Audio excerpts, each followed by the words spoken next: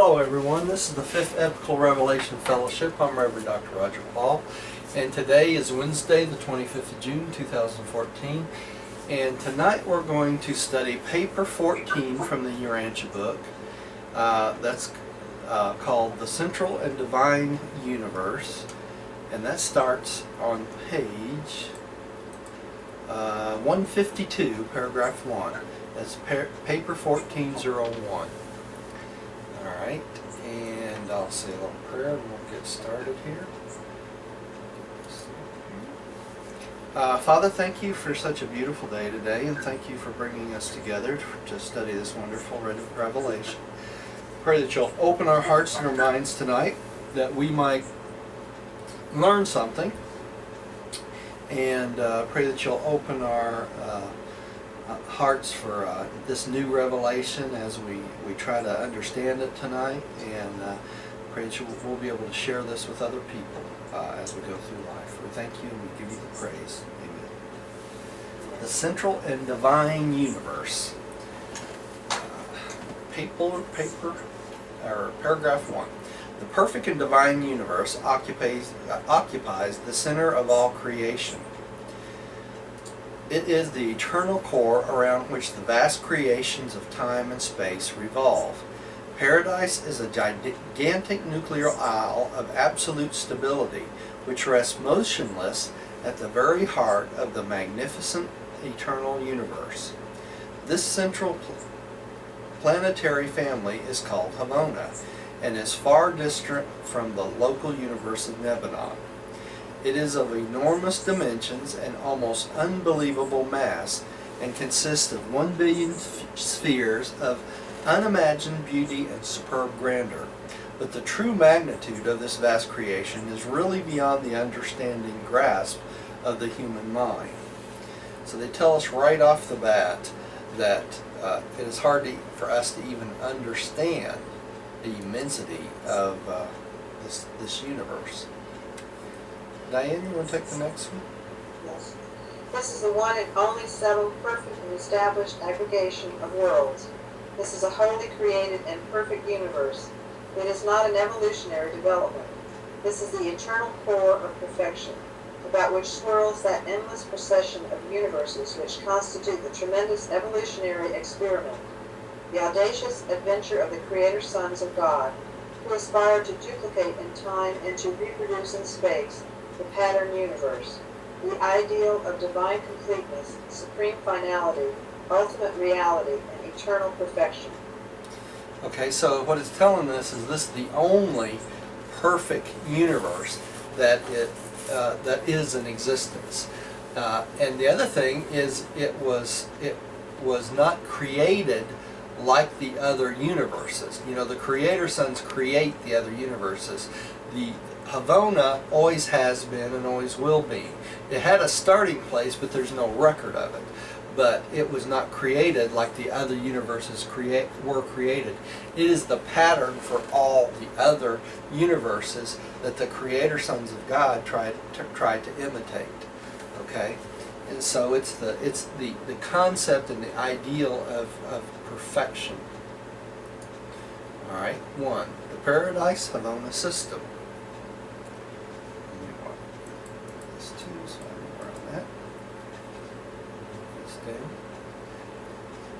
Let me bring this up real quick. This is what they're talking about. The Havona universe is the seven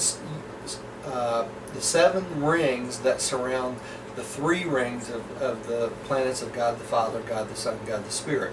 So Havona is this area inside the ring of the 2 inner and outer gravity belts. Okay, and there's 7 circuits of Havona. This.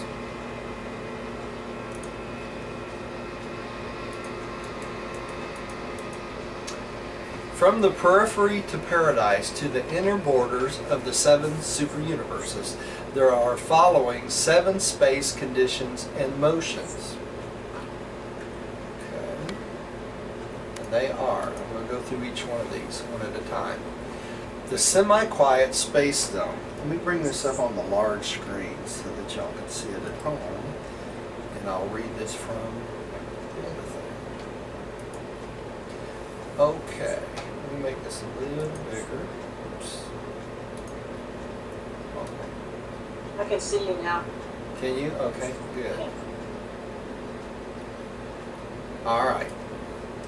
Number one, the okay. Quiescent.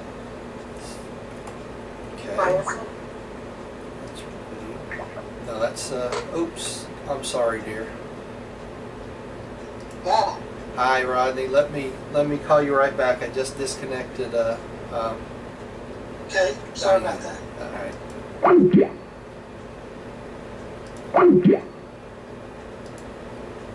Killed everybody.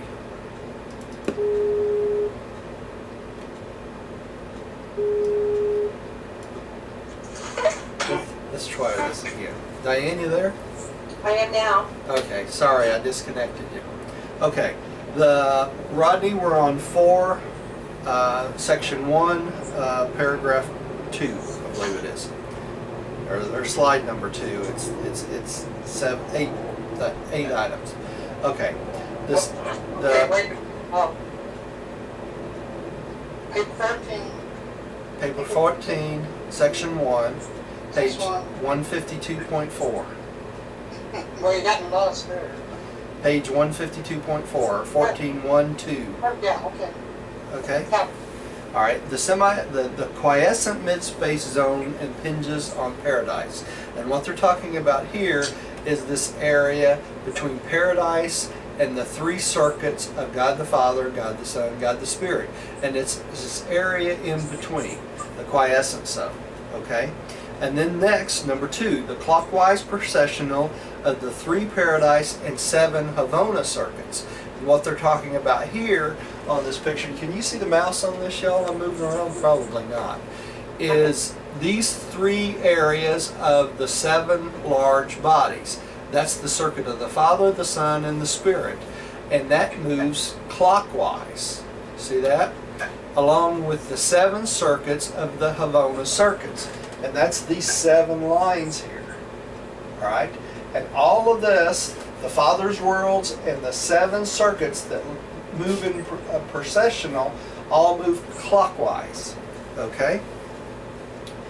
All right, the next, the semi-quiet space zone separating the Havona circuits from the dark gravity bodies of the central universe. And that is this zone, let's see, right here. You see this? And that moves counterclockwise. All right, and then the second unique space zone dividing the 2 paths of the dark bodies. So what we have here is basically two levels of dark bodies. We're going to talk about that a little bit later. All right, and then 6, the outer belt of dark gravity bodies revolving clockwise around paradise. So we got one area of dark bodies that go counterclockwise, and the other area of dark bodies go clockwise. All right, and then the third space zone, a semi-quiet zone, separating the outer belt of the dark bodies from the innermost circuit of the 7 superuniverses. And that's this area between the dark bodies and the 7 superuniverses. Okay, and that's what they're talking about here. So what they consider Havona is everything inside these dark bodies. Okay, that's the central universe. All the rest of these are the 7 superuniverses that surround the superuniverse. Okay, let me go with another picture here. And this is the central. the central universe. That's right, the central universe. Now this is an illustration of Havona and the central universe. So we got one area of dark bodies that surround all the Havona, all the central universe, right? And then we have another one of dark bodies that goes the opposite direction, and then we have the 7 superuniverses. Now, these dark bodies we're going to talk about at length a little bit tonight later on, And you'll see some good pictures of that. And this is a side view of the same thing. So if this is paradise over on this side, the first circuit is the Father circuit, the second circuit is the Son circuit, and the third is the Spirit circuit. And then after that comes the 7 circuits of Havona, 1 through 7. 1 being the closest in, 7 being the farthest out. And out past that is the first area of dark bodies and the second area of dark bodies. And you'll notice on this picture that it looks like 3 concentric rings. Can you all see that on this picture? Probably not through that video. But trust me, when you look at these slides later, it looks like 3 concentric circuits. And these dark bodies are situated in rings of 3 concentric circles, and it looks like a huge tube that goes all the way around Havona. Okay? The second ring of dark bodies are perpendicular. In other words, they're almost stacked on top of one another like a long wall. Okay, and that's the difference. And these gravity bodies keeps the universe in check. All right? And that's what the central universe looks like. All right, we're going to come back to this picture in a moment. All right, so let's keep going here. You know, it makes the guy wonder the dimensions of one of those dark bodies. They must be humongous, huh, Oh my Rodney? gosh. They must be just unbelievably huge. Unbelievable. Yeah, because they don't reflect light. They don't. What is it? They absorb light, and they will not reflect light whatsoever. Right? And you know, like a black hole, really. And Probably. it doesn't say if those, well, they must have been when Havana, or when the central universe was, I was going to say was made. Yeah. When We it can't- originated, Yeah. was it forever? I can't remember. Yeah, it is. It's been forever. It always has been, always will be. But they do mention the beginning of it. So you know, you can't have both. But that's what they teach us, right? Well, the gravity bodies are part of it. I mean, before the 7 super universes, those gravity bodies were in place. That's right. Yeah. Before any of the 7 super universes even started to be being created, those dark bodies were in place. And it's a balancing mechanism for all the rest of the universe outside of Havona, right? It contains Havona, and yet it balances out the rest of creation outside of Havona. Yeah. Everything that is created outside of Havona. All right. Okay, Diane, would you take the next paragraph? The billion worlds of Havona. The million worlds of Havona are arranged in 7 concentric circuits, immediately surrounding the 3 circuits of Paradise satellites. These are upwards of 35 million worlds in the innermost Havona circuit, and over 245 million in the outermost, with proportionate numbers intervening. Each circuit differs, but all are perfectly balanced and exquisitely organized, and each is pervaded by a specialized representation of the infinite spirit, one of the 7 spirits of the circuits. In addition to other functions, this impersonal spirit coordinates the conduct of celestial affairs throughout each circuit. All right, so this is a picture of the 7 circuits. And unlike the rest of the 7 super universes, these planets that are all in a procession in line with each other. You know, they may be offset slightly, but basically they follow each other around in 7 rings. Okay, unlike the rest of the super universe where all the planets are up and down and everywhere, right? But these circuits are actually lined up together. Now, what's interesting is this.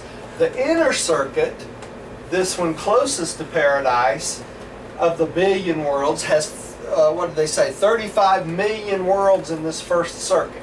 Okay? In the outer circuit, there's 245 million worlds. Okay? And then there's different amounts in millions of worlds for each of the other circuits. Okay?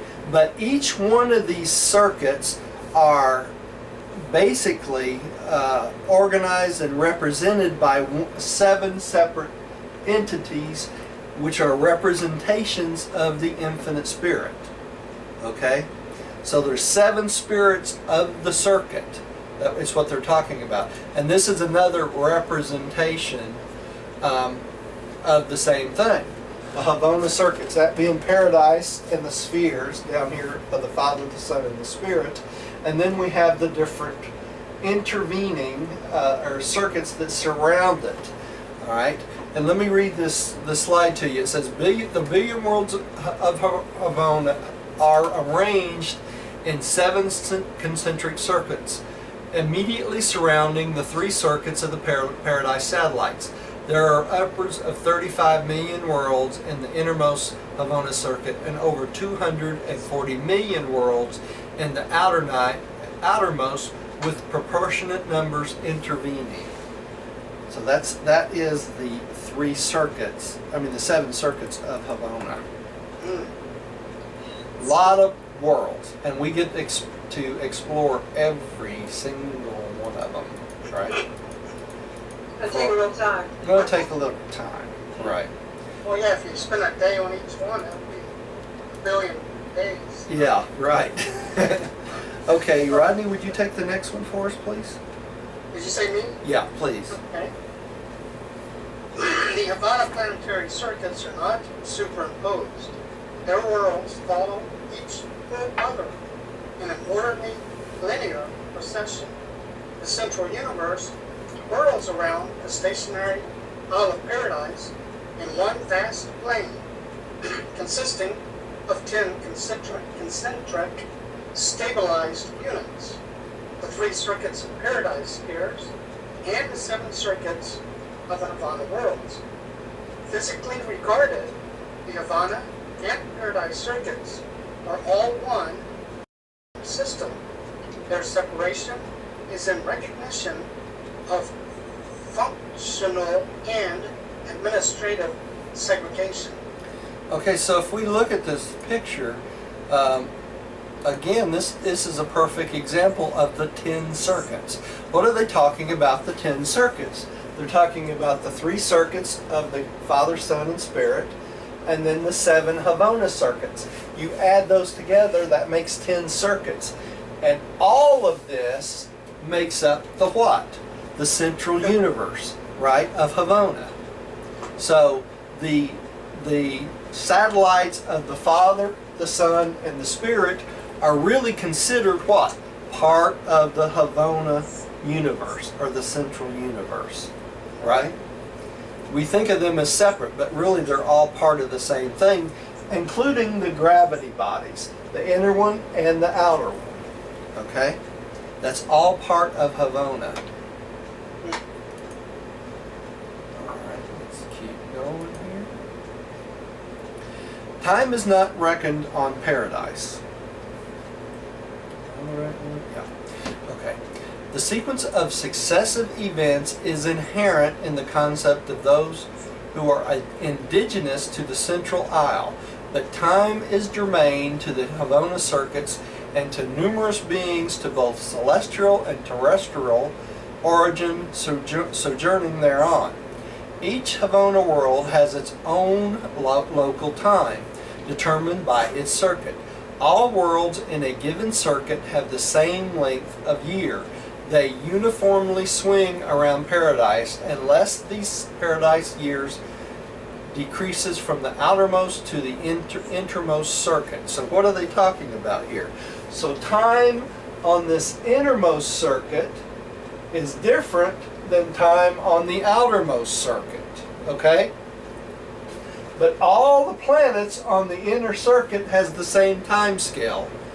All the planets on the outer circuit has the same time scale, but they're both different. All 7 of the levels have different time for years. Well, yeah, well, of course, each circuit, the outer circuit, would take much longer to make a... Much longer to make the loop around Paradise, right?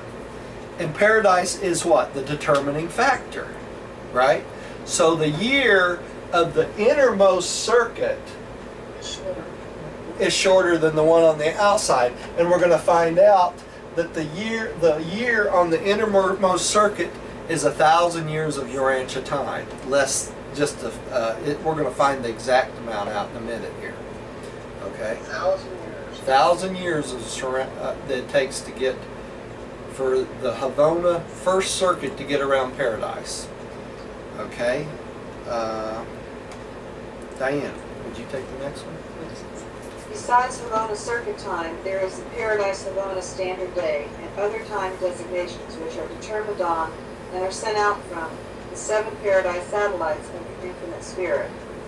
The Paradise Havona Standard Day is based on the length of time required for the planetary abodes of the first or inner Havona Circuit to complete one revolution around the Isle of Paradise.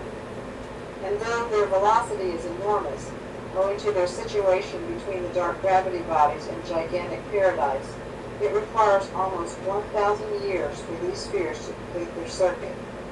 You have unwittingly read the truth when your eyes rested on the statement, "A day is as 1,000 years with God, as but a watch in the night." One Paradise Havona day is just 7 minutes, 3 1/8 seconds less than 1,000 years of the present Urantia leap year calendar. That's pretty exact, isn't it? That's very exact. Okay, and we have to remember that time is determined, okay, by the circuit of the Infinite Spirit, right? That's what they say here. All right, the 7 satellites of the Infinite Spirit. So these designations are sent out from there. It's interesting how the Infinite Spirit is so involved in every aspect of creation. All right, Rodney, would you take the next one? Now, I don't know if, I think you get rest and sleep, but what would you sleep for 250 years? Yeah, I guess you could. I don't know. In one day. Yep. Why? Okay, so this Paradise Havana day is the standard time measurement for the 7 super universes, although each maintains its own internal time standards. Okay, so each circuit has its own standards, right? Okay. On the outskirts of this vast central universe, far out beyond the 7th belt of the Havona worlds, there swirl an unbelievable number of enormous dark gravity bodies. These multitudinous dark masses are quite unlike other space bodies in many particulars. Even in form, they are very different. These dark gravity bodies neither reflect nor absorb light. They are non-reactive to physical energy light. They so completely encircle and surround Havona as to hide it from the view of even nearby inhabited universes of space and time. Now this is an interesting concept. Y'all think about this. These dark bodies neither absorb the light or what? Reflect it. Or reflected. Either one. So it's totally neutral. But they're so enormous that even the close universes to Havona cannot see through them.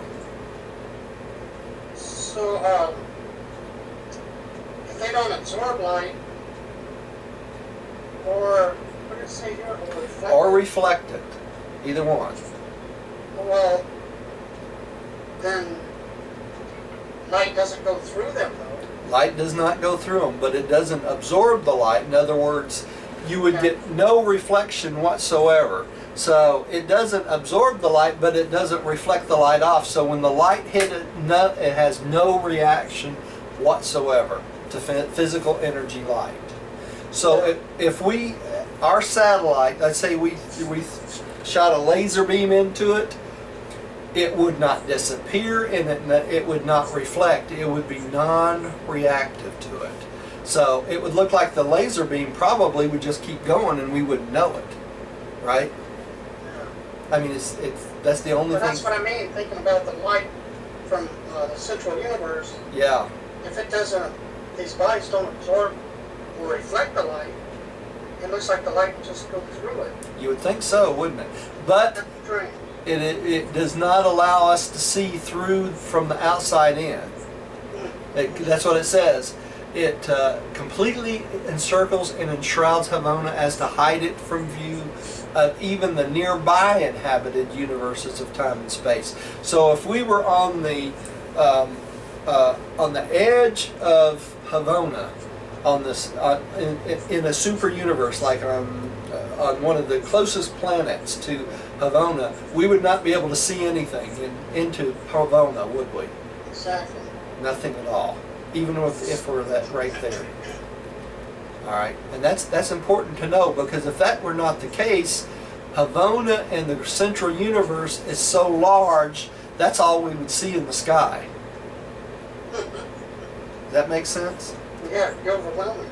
Yeah, it'd be overwhelming. We would not even notice the other planets because of the size of Havona. Right? It is so huge. Okay. Let's go on. Who just read? I did. Diane, would you read the next one?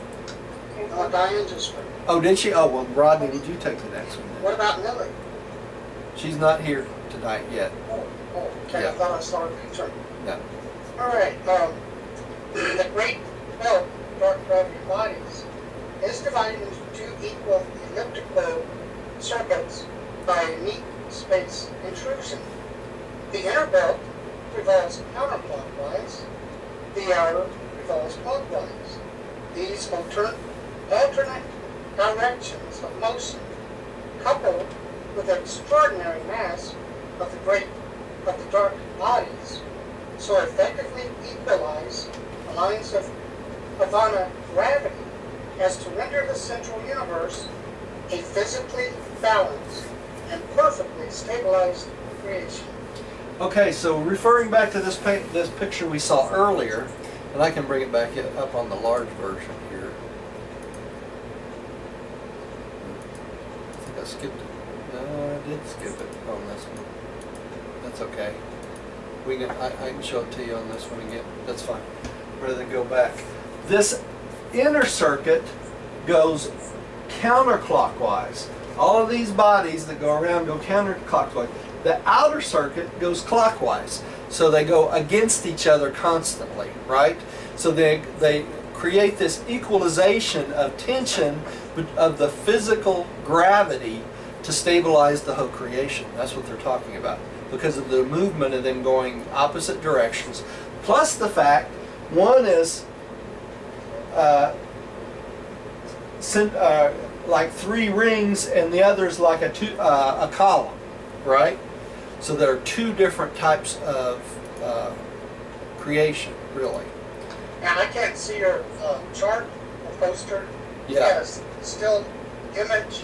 Yeah, that's going to happen all night tonight, Rodney, and I'm just going to have to explain this. Y'all can download these pictures. Oh, I understand. Yeah, I have a whole slide show to show y'all tonight that nobody's going to be able to see unless you watch it at home later. Right, I understand. And that's because of When I Skype. called you, you were live. But when you call me back, it's a It's dead still again. picture with a chart behind it. Yeah. I don't know if I can restart my video. This is the crumminess of Skype. I really just. Now I can't see the chart. Yeah. Let me see if it comes back up here now, Rodney. But the reason I was saying that is, well, now you're live. Okay. All right. That's cool looking. The reason I was saying that is because I don't see what you're talking about, the dark gravity bodies. I can't visualize. Yeah, we're gonna look at. Yeah, this is what I was talking about here. Can you see this here at all? Probably not. It's too far off.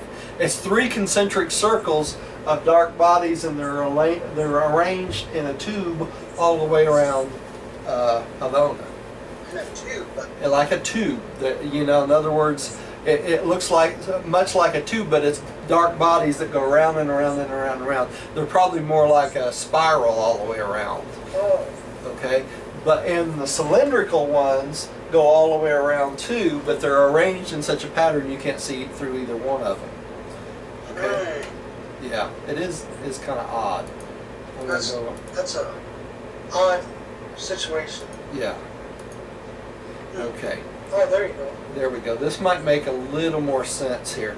Let me talk about this just 1 second before we go on. This is what I'm talking about, the cross section of the inner gravity belt. You see how it looks like 3 concentric circles? Right. This is like a slice set up right. So if you looked at this slice fitting right here, going all the way around the outer belt of Havona, that's what it would look like. It's got thousands and thousands of these circular bodies, basically. Okay?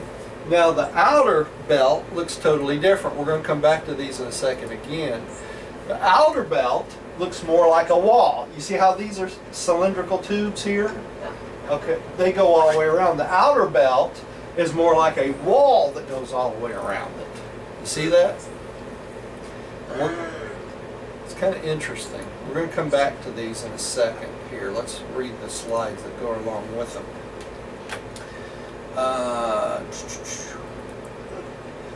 The inner procession of dark gravity bodies is tubular in arrangement, consisting of 3 circular groupings. A cross-section of this circuit would exhibit 3 concentric circles of about equal density. The outer circuit of dark gravity bodies is arranged perpendicular, being 10,000 times higher than the inner circuit. And 10,000 times higher. And up and down diameter of the circuit is 50,000 times that of the transverse diameter. Okay, so the outer circuit, hang on, let's go back to this one. This one is what they're talking about here, right? The inner one looks tubular. The outer one is arranged perpendicular, and this is 10,000 times higher than it is wide. Okay? Does that make sense? Then It's like a huge wall. huh? It's like a huge wall. Huge wall. That's right. And it says the outer circuit is 50,000 times that of the transverse diameter. So this is 50,000 times that of the width of it. Okay? That makes sense? So, Roger, when we get transported there, we're either going to have to go over or under. No, the supernafim that transports you, or the saconafim that transports you, because it's a saconafim that takes you from the super universe to the first Havona circuit, or the Right. 7th Havona circuit. They actually maneuver through these. So we're spiritual by then. Yeah. We just go right through it. That's right. That's right. Well, how should we say this? The saconafim transports us through it, right? Because we can't travel there on our own. It's not earned space yet, right? We can't transport ourselves through non-earned space, and it's not earned space when we first go there. That makes sense? I know it's kind of complicated. All right.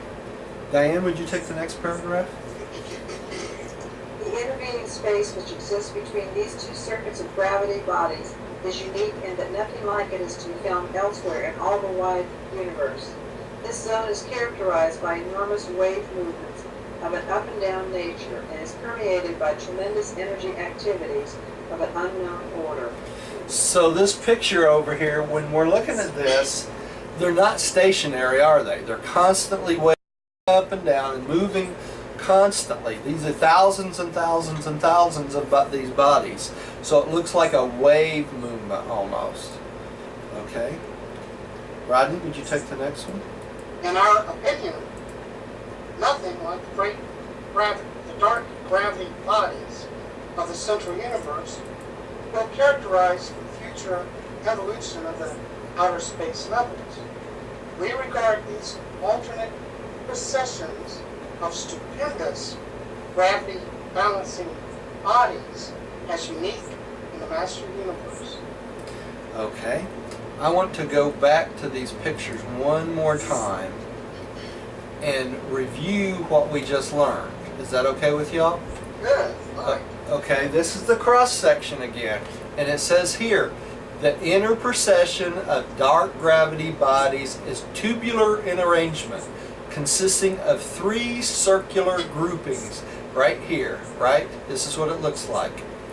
The cross section of this circuit would exhibit 3 concentric circles of about equal density. So as we look at these, we have to envision that these are dark bodies, multiple millions and millions of dark bodies in each one of these rings. Okay, it's not a solid tube, right? And the next one, the inner procession of dark bodies is tubular in arrangement, consisting of 3 circular groups. A cross section of this circuit would exhibit 3 concentric circles of about equal density. The outer circuit of dark bodies is arranged perpendicularly, being 10,000 times higher than the inner circuit. And the up and down diameter of the outer circuit is 50,000 times that of the transverse diameter. Okay? So that gives us a pretty good picture of what they're talking about there, right? You know, I'm reading this. What I get out of it is that it will be the inner, well, dark gravity bodies would be 3 separate tubes. Yes, it would be. Instead of, Three separate succession of planets, right? but that diagram you were showing, it's the circles are within each other. Right. Mm-hmm. But me reading it here, it just says the inner procession of dark gravity bodies is tubular in arrangement, consisting of 3 circular groupings. Right. So it sounds to me like they're separate. Because Yeah. they're all. Yeah, they're on the 3 circular groupings are with. It would be like a tube within a tube within a tube, right? No, what I get out of it is 3 separate tubes. Yeah, but you got to remember what they're talking about is planets. So it's not really a tube. It's just a procession of planets arranged in that Right. diagram. You know, in that. Strange. Right. Yeah. So. Okay. But that's the closest we could diagram it probably and get an idea of it, right? Okay, who's up next? The Constitution. Okay, it's me then. The Constitution of Havona. Spirit beings do not dwell in nebulous space. In other words, we don't float around on clouds, right? They do not inhabit ethereal worlds that are domiciled. They are domiciled on actual spheres of material nature, worlds just as real of those on which mortals live. The Havona worlds are actual and literal, albeit their literal substance differs from the material organization of the planets of the 7 superuniverses. So the material is different, but it's still a material planets that people live on, okay? They're solid. They're solid. And we're going to talk about this in the next paragraph here. Diane, would The you? physical realities of Havona represent an order of energy organization radically different from any prevailing in the evolutionary universes of space. Havona energies are threefold. Super-universe units of energy matter contain a twofold energy charge, although one form of energy exists in negative and positive phases. The creation of the central universe is threefold, trinity. The creation of a local universe directly is twofold, by a creator sun and a creative spirit. Okay, so this is a good illustration of what they're talking about here. Let me bring the large picture up again on this. Okay, so what they're talking about is this. The Havona worlds are threefold in nature. God the Father, God the Son, God the Spirit. It has 3 different sources, right? So you have A, B, and C makes up Havona atoms. like paradise is made of absolutum, right? Havona is a different type of material. It's made out of a threefold type of material, which is created by God the Father, God the Son, God the Spirit. Where our universe, our local universe, is twofold. It's created by a creator son and a creator daughter. So our local universe, our material universe, is made up of what's called gravata, all right? And that creates electrons and protons. So Havona has 100 different atoms. Ours has around 1,000 atoms. Ours has about 100. So if you think of our local universe, we're all twofold nature. We have a positive and negative charge. But in Havona, there's 3 different charges, like a positive, a negative, and an additional one. Okay? And that's all the material bodies in Havona. It's a different type of substance. Just like the energy. If you talk about energy in paradise, you're talking about monada. If you talk about energy in Havona, it's called triada. It's threefold. Gravata is twofold. Okay? So that's the different types. I lost Diane. Trying to get it back. Okay, so that's the 3 different types of matter. Are you back, Diane? Yeah, I there was maybe about 15 seconds. I couldn't hear you. Yeah, it zoned out on me. Okay, material Havona. Okay, are you next, Rodney, or did you just read? Did you want to call us back? Maybe call her too? Or? No, no. Diane, are you there? I am. Okay. Oh, okay. No, let's keep going. Okay. Okay, the material of Havana consists of the organization of exactly 1,000 basic chemical elements and the balanced function of the 7 forms of Havana energy. Each of these basic energies manifest 7 phases of excitation, so that Havana natives respond to 49 differing sensation stimuli. Oh, God.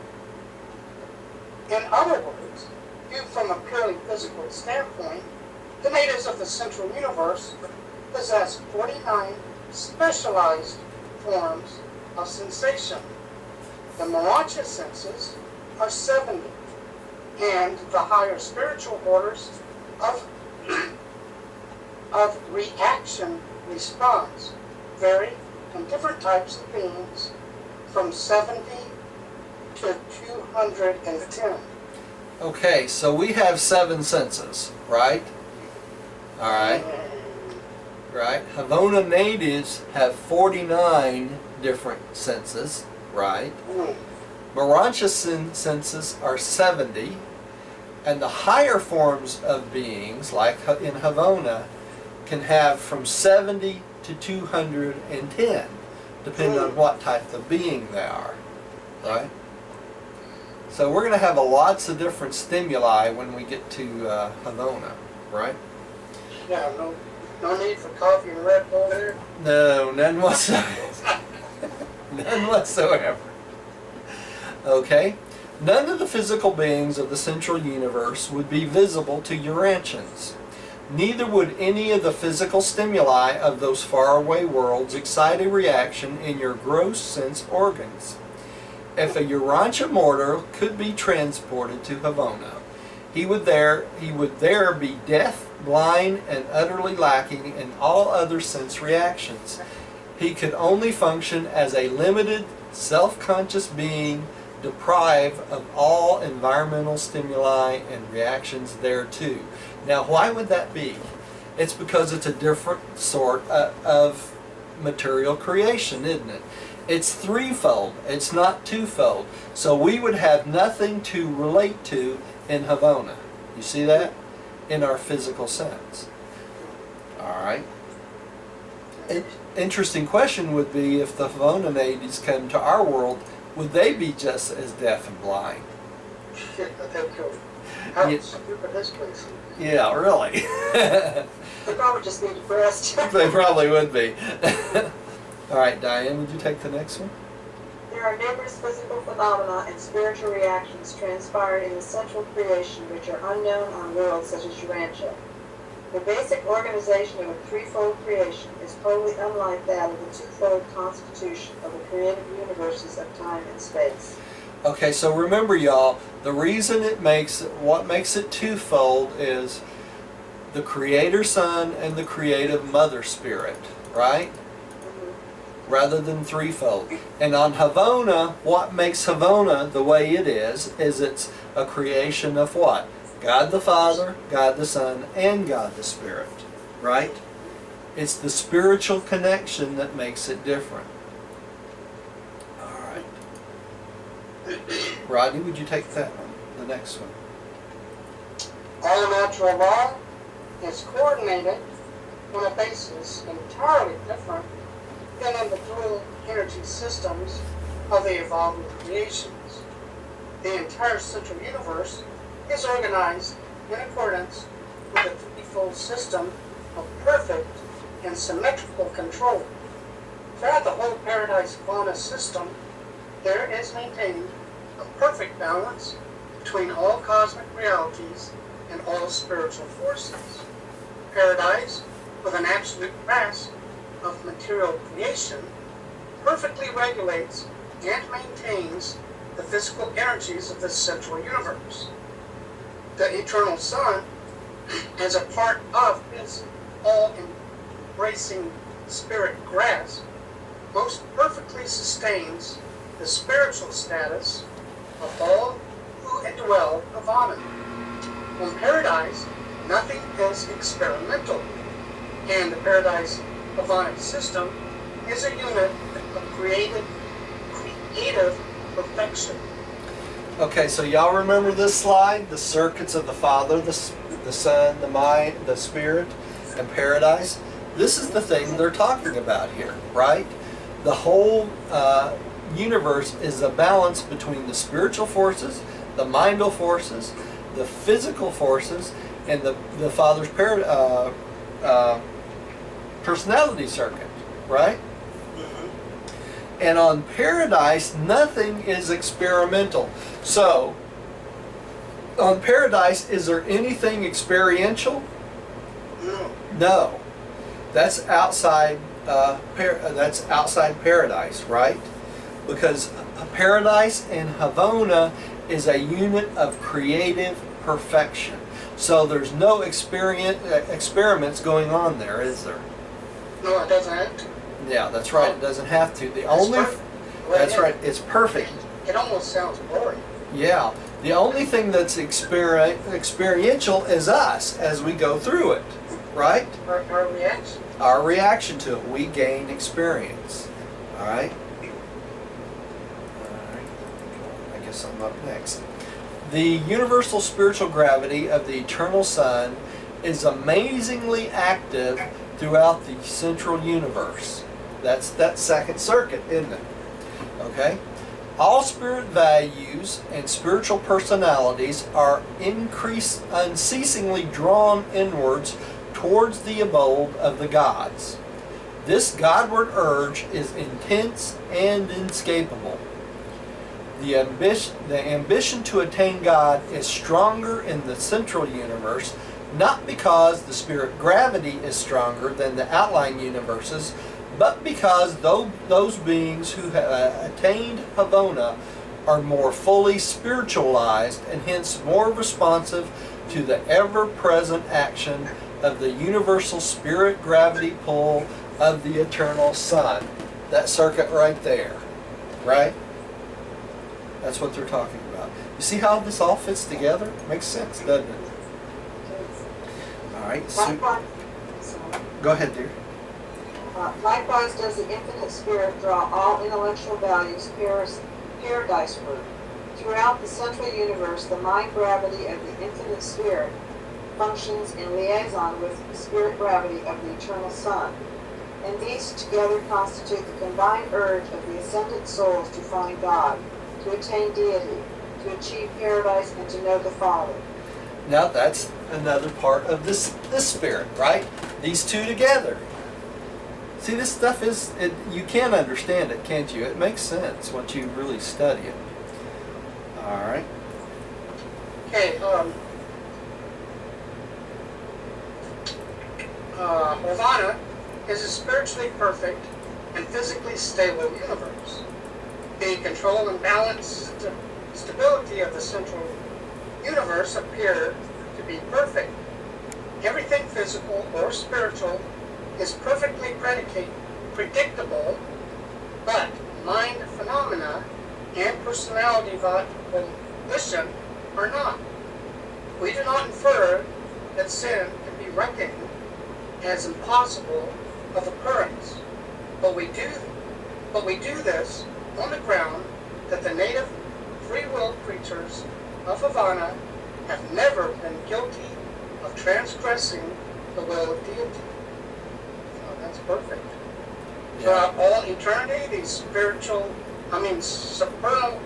beings have been consistently loyal to the eternals of days. Neither has sin appeared in any creature who has entered Havana as a pilgrim.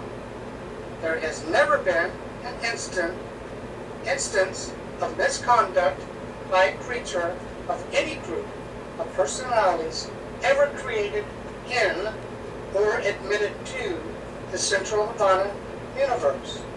So perfect and so divine are the methods and means of selection in the universe of time that never in the records of Havana has an error occurred.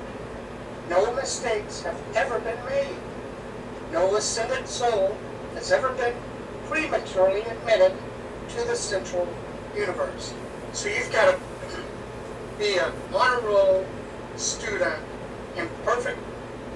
Basically, you've got to become the perfect spiritual being before you've got a ticket to ride. That's right. You have evolved to a perfected being by the time you got there. And we got to know who these beings are too. When they talk about the eternals of days, they have the same type of function as the ancients of days in the super universe, right? I was wondering about that. The eternal of the days would be like the judgment division or the judicial division of the representative of the Trinity in Havana, right? Now, they would not have the same function as judgment as the ancients of days because of why? There's no one to be judged in Havana, is there? So theirs is more of an administrative function for the Trinity in Havana, but they are the representative of the Trinity in Havana, and if that was ever to occur, any type of rebellion in Havana, they would be the ones to adjudicate it, right? But it's never happened and not likely ever to happen because by the time you get to Havana, you've reached a certain amount of perfection, and those sort of attitudes and actions you would not do anyway, right? So, kind of interesting. All right, let's go on to the Havana worlds. This changed here. Concerning the government of the central universe, there is none. How about that? Havana is so exquisitely perfect that no intellectual system of government is required. There are no regularly constituted courts, neither are there legislative assemblies. Havana requires only administrative direction. Here may be observed the height of the ideals of true self-government. Who would give the administrative direction? That would be the eternals of days. Right? Okay. Let's keep going.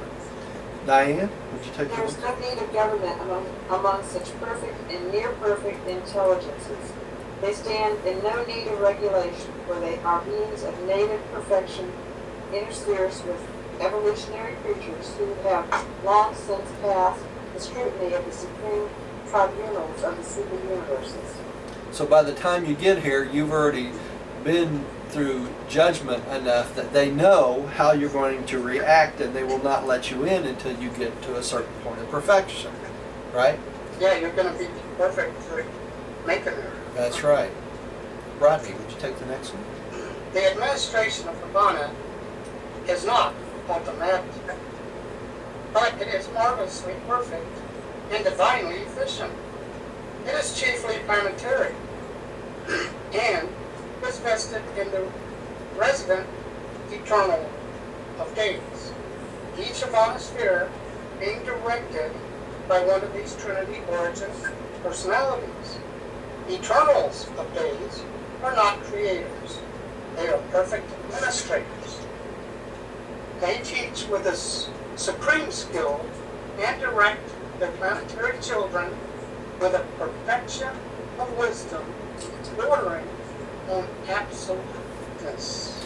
So there is no error or in judgment in the eternals of days whatsoever, is there?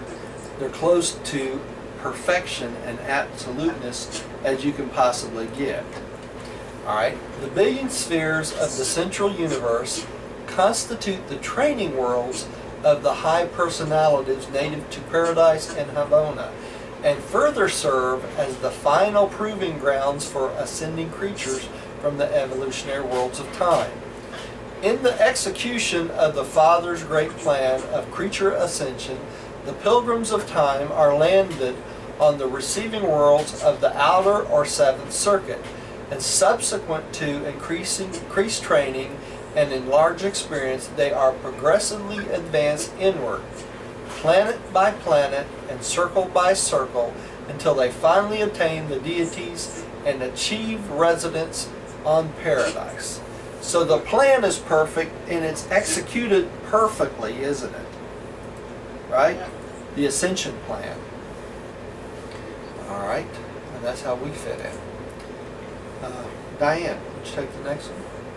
At present, although the spheres of the seven circuits are maintained in all their supernal glory, only about 1% of all planetary capacity is utilized in the work of furthering the Father's universal plan of mortal ascension.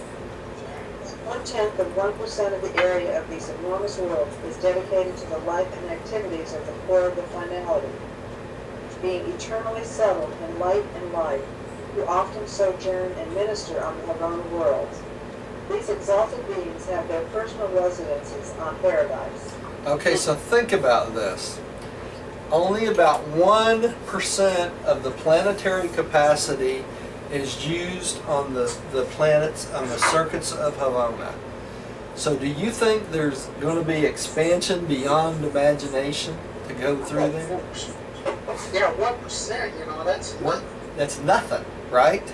There's also less, even 1/10 of 1% is dedicated to the activity or the core of finality. So the beings who have become finaliters is even less, right?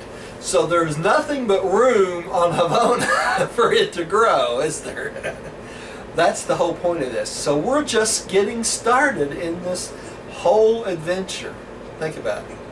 When you say we, you mean this whole adventure is just getting started. That's exactly right. All beings, really, if you think about it. Yeah, all beings. All beings. That's right. Okay, let's keep going. And it's my turn. Yeah. The planetary construction. Yeah, the planetary construction. The planetary construction of Havana spheres is entirely unlike that of the evolutionary worlds and systems of space. Nowhere else in all the grand universe is it convenient to utilize such enormous spheres as inhabited worlds.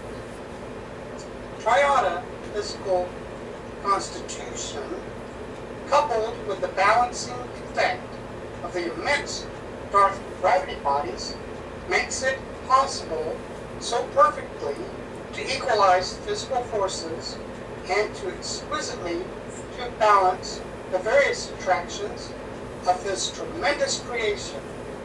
Anti-gravity is also employed in the organization of the material functions and the spiritual activities of these enormous worlds. Okay, so these worlds are not like the worlds out in the rest of the seven super universe, are they? They're humongous. They're probably thousands of times the size of a normal planet, right?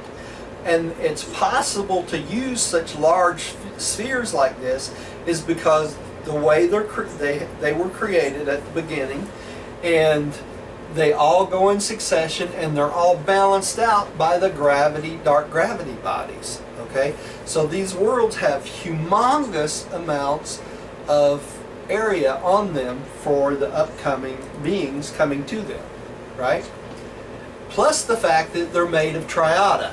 They're threefold type of material.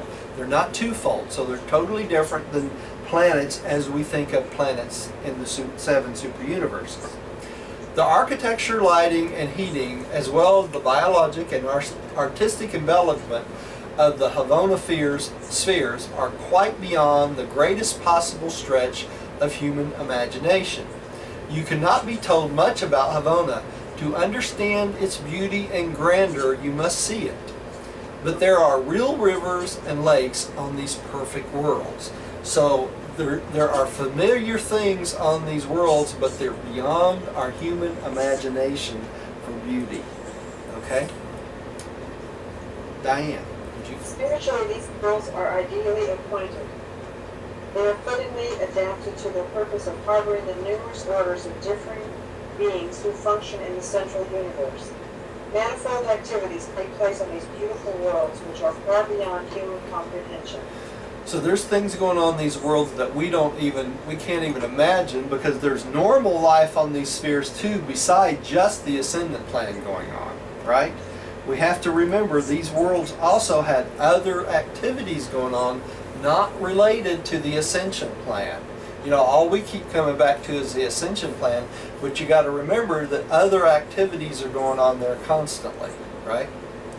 All right. Rodney, would you take the next one? I sure will. I'm just finishing up on these hot cookies that I grabbed.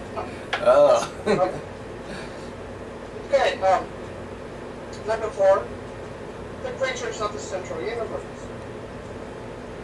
There are 7 basic forms of living things and beings in the divine worlds, and each of these basic forms exist in 3 distinct phases.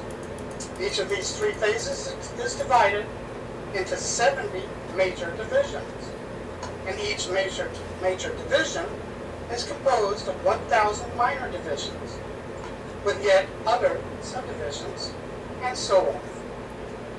These basic life groups might be classified as number 1, material, number 2, moral, number 3, spiritual, number 4, absonite, number 5, ultimate, number 6, co-absolute, and number 7, absolute. Okay, so this is the 7 different types of beings on the Havona world. And you'll notice here they talk about material. So there's beings on the Havona world that are material, but they're made out of the material of triada, right? Right. They're not like us. Okay? Moranchal, they're still material, that's right. There's moranchal beings in Havona, and they have their function of whatever function it is they need for Havona. Now these are not the Morancha beings that we're talking about that we become, are they? These are a different order of Moranchal beings that live in Havona itself. Because why? By the time we get to Havona, we are what? We are usually 4th stage spirits, right? Okay, but there's still other Moranchal beings that are in Havona. Then there's spiritual beings, and that will be us, right? We will be as part of the spiritual beings that populate Havona. All right. Also, there are absonite beings, which we have not discussed. We'll discuss in later papers. Ultimate beings, these are closer to perfection, probably. Co-absolute and absolute beings. So there's 4 other types of beings that we're not that familiar with yet that populate Havona itself, right? Strange. So in other words, on each one of those billion spheres, you'll find these 7 groups. These 7 types of groups, that's right. On each and every one of probably these spheres, right? Okay. All right, let's keep going. Decay and death are not a part of the cycle of life on the Havona worlds. On the central universe, the lower living things undergo the transmutation of materialization. They do change form and manifestation, but they do not resolve by process of decay and cellular death. So, if you're a material being on the Havona worlds, you do not die like you do on this planet, do you? Yeah, so a doctor would be out of business. That's right. A doctor would be out of business on Havona. That's 100% correct. So they do undergo a transmutation of materialization. Now, what does that mean? That means probably when their physical bodies start to wear out. They don't decay, but they probably start to get older. When they get to that point, then they're transmuted into another form of being of the same type or a higher type of being. One of the two. Right? Well, you know, if Havana's a perfect place and it is, then there are no accidents. That's right. There aren't any. There's no, you're not going to get injured. There's no accidents of time like there are on our worlds. Yeah, right? nothing will be out of place. No, nothing will be out of place. That's right. It almost sounds too perfect, like, what in the world are we going to do? I'm sure we'll figure it out, right? Can't we finish it? Well, there's lakes and rivers there. I guess you could go fishing. All right, let's keep going. To catch the perfect fish. That's right. Diane? The Havona natives are all the offspring of the Paradise Trinity. They are without creature parents and they are non-reproducing beings. We cannot portray the creation of these citizens of the central universe, beings who never were created. The entire story of the creation of Havona is an attempt to time-space an eternity fact which has no relation to time or space as mortal man comprehends it. But we must concede human philosophy a point of origin. Even personalities far above the human level require a concept of beginnings. Nevertheless, the Paradise Havona system is eternal. So they don't reproduce, they don't create children, and the whole 9 yards. They were created as perfection from the beginning of their creation, right? Yeah, but didn't it say it says that they've just always been. They always have been, that's right. But they do go on to say they have a concept of beginning. So what that means, I'm not sure. You know? But they always have been and they always will be, right? Just like paradise. Okay. Would you take the next one, Rodney? Now, I'm just trying to think of, you know, you can't ask them, hey, can you remember this? Oh, yeah. 500 billion years ago, I remember doing that. Yeah. It's like, shoot. The natives of Havana live on the billion spheres of the central universe in the same sense that other livers of permanent citizenship roll on their respective spheres of nativity. As the material order of sonship carries on the material, intellectual, and spiritual economy of a billion local systems in a super universe, so, in a sense, the Havana natives live and function on the billion worlds of the central universe. You might possibly regard these nerves as material creatures in the sense that the word material could be expanded to describe the physical realities of the divine universe. So they are the permanent citizens of Havona. They don't go anywhere. They don't ascend up or down, right? They stay just exactly where they are. Just like there are orders of beings in the 7 super universes that are permanent citizens of the 7 super universes that we don't know a lot about, okay? All right, let's go on. There's a life that is native to Havona and possesses significance in and of itself. Havoners minister in many ways to paradise descenders and to super-universe ascenders, but they also live lives that are unique in the central universe and have relative meaning quite apart from either paradise or the super-universes. So, even though they help the paradise ascenders who want to come down through Havona, and even though they help the humans that want to ascend up through Havona to paradise, they still have their own function and world and things going on that have nothing to do with either one of those, right? So they have an existence totally apart from the descending plan and the ascending plan within their own universe, right? All right. We have no idea what that is. We don't have any idea what that is, right? All right. As the worship of the faith sons of the evolutionary worlds ministers to the satisfaction of the universal Father's love, so the exalted adoration of the Havona creatures satiates the perfect ideals of divine beauty and truth. As mortal man strives to do the will of God, these beings of the central universe live to gratify the ideals of the Paradise Trinity.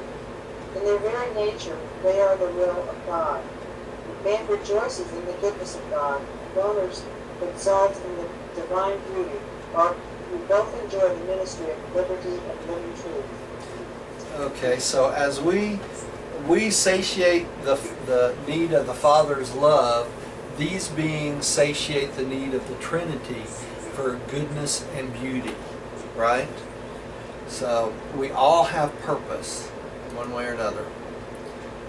Rodney, would you take the next Okay, one? Havoners have both optional, present, and future unrevealed destinies. And there is a progression of native creatures that is peculiar to the central universe, a progression that involves neither ascent to paradise nor penetration of the super-universes. This progression to higher Havana status may be suggested as follows. Number one, experiential progress outward from the first to the seventh circuit. Number two, progress inward from the seventh to the first circuit. And number three, intra-circuit progress, which is progression within the worlds of a given circuit. Okay, so the Havoners pretty much stay in Havona, don't they? So there's a progression outwards, progression inwards, and then a progression around. Within, because there's a billion worlds, right? Right. So basically they progress into the first circuit or out to the second, or any combination around through all of them, right? Right. And that is their progression. They do not go on to paradise, and they don't go out into the seven super universes, right? In addition to the Havona native, the inhabitants of the central universe embrace numerous classes of pattern beings for various universe groups, advisors, directors, and teachers of their kind and to their kind throughout creation. All beings and all universes are fashioned along the lines of some one order of pattern creature living on some one of the billion worlds of Havona. Even the mortals of time have their goal and ideals of creature existence on the outer circuits of these pattern spheres on high. So, in Havona, there is a pattern for every type of being in all the seven super universes, all the way out. Okay? So, the Creator Son uses these patterns in trying to create his own local universe. Does that make sense? So, that it follows that all the local universes created out, and all 7 super universes have like type beings from these patterns which are in Havona. Does that make sense? So it would make sense that almost all the beings throughout all the 7 super universes are in somewhat form and shape and manner much alike. Now we're just talking about intelligent beings, not Yes. mosquitoes. Yes, just intelligent beings. That's right. Yeah. All right. So when you start talking about aliens and things like that, if they're of a different type body or class, there are a group of pattern beings on Havona that match them also, right? Exactly. Okay. That's the point I want to make, that all beings throughout all 7 super universe have pattern beings on Havona. There might be a billion different types of beings, but they all have a pattern on Havona, right? Interesting. Okay. Then there are those beings. Is it my turn already? Yes, yes. Okay. Then there are those beings who have attained the Universal Father, and who are entitled to go and come, who are assigned here and there in the universes on missions of special service.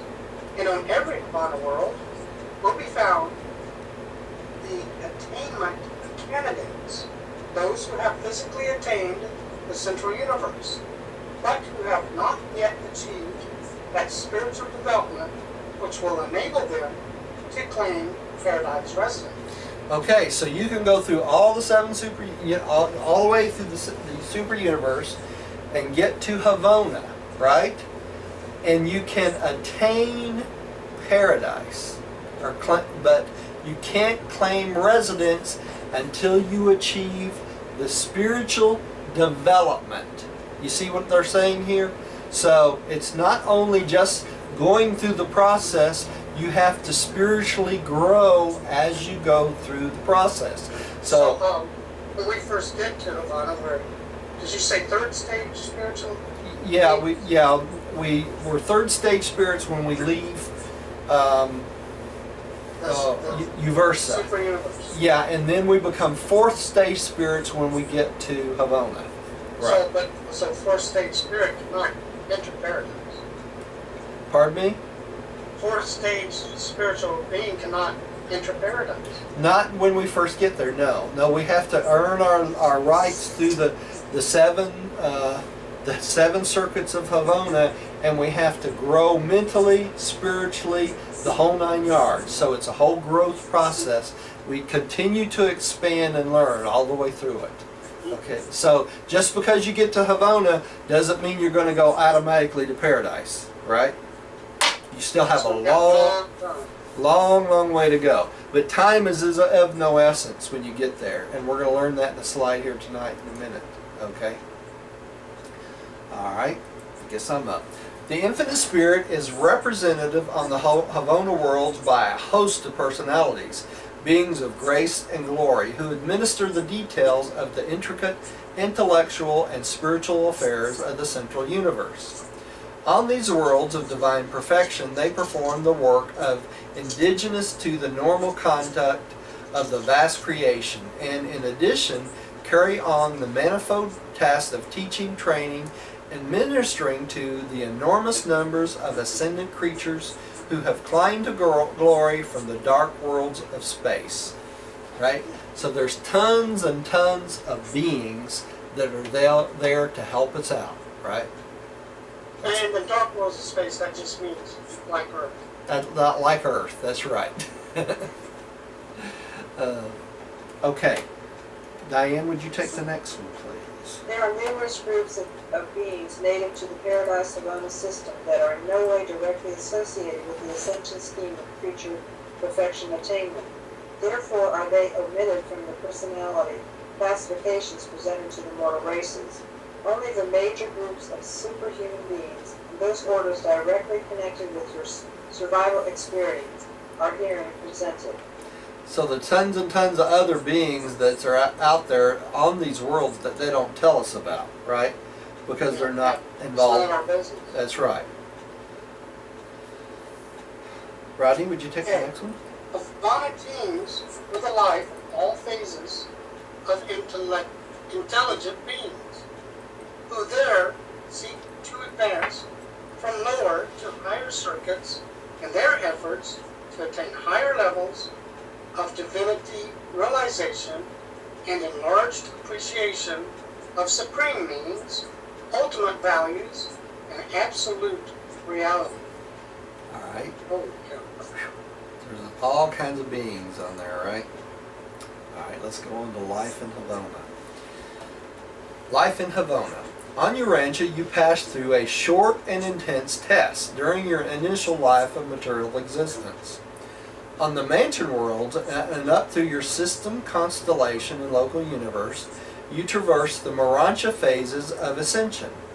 On the training worlds of the super universe, you pass through the true spirit stages of progression and are prepared for eventual transit to Havana.